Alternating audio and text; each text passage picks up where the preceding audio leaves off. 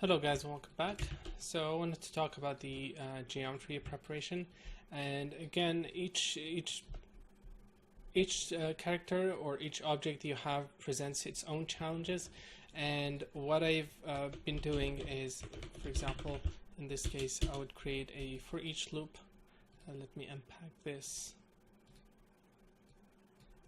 So it's a real geo, and then I'm going to create a connectivity node. And then here, let's loop over each shape by the class. It's a primitive attribute. Okay, so in each of these I would create a tidrealize node and then set it to convex hull and polygon. And it will create something that encompasses everything. And you can see we've gone from let's see, from this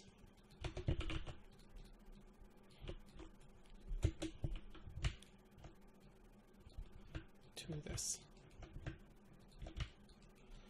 We've gone from this to this, and this is going to be much easier to generate a volume from because it doesn't have any hulls.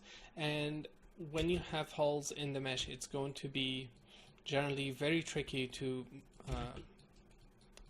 fix them, and this is one way. Now, of course, we're losing a lot of details here, but most of the cases you don't care about that. Now, the other information that is very important for this system to work is the velocity, and if you start creating new geometry to represent your own geometry, your old geometry, you're gonna have to pass in that velocity vector somehow. And so in this case, v with tidrealize gets passed correctly, so we're good. We're good on that. Let's move on to a different frame. Yeah, so we have the velocity vector, and then that gets copied. We can fill interior and sample our point.v, call it val. Now, in the robot case, to be honest, I was very lucky. I didn't have to do that. I just took the original pardon me, I took the original geometry and ran it through the VDB node, and I was able to get something very that worked out of the box. This is not the case in a lot of other meshes. You can see already that this mesh will work. So what you need to do in some cases is request that from the modeling department if you don't have that, and or find ways to create it in Houdini. The fracturing method that I mentioned does not work with a deforming mesh. It presents other challenges because you have to keep that new mesh deforming with the original mesh. In this case, the tidrealize is happening every frame. You can still fracture every frame and generate a new mesh as well, but I think the tidrealize will be a better option for that. Now, in some cases, the tidrealize node does not give you the result that you want, so you may have to go and fracture each piece by itself. So you fracture each geometry into a lot of smaller pieces and then run the tidrealize every frame.